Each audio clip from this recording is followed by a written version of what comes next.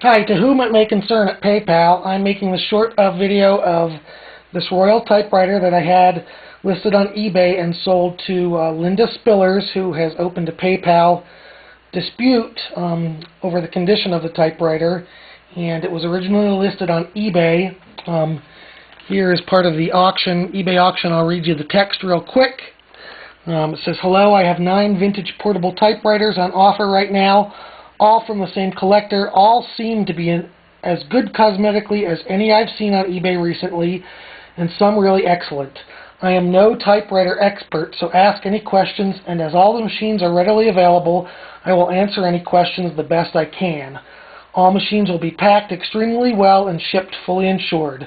The specific description of this Royal typewriter reads, "Beautiful Royal, very nice, near flawless finish. Everything seems to work fine, but the carriage stays locked in the center. There has to be some sort of lock I can't seem to find. The case is good too."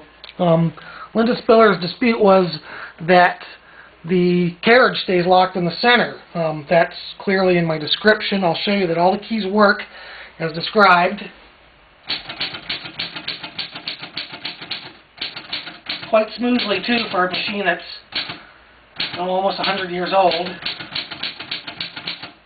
The numbers work, but the carriage stays locked in the center, like I said, just as described.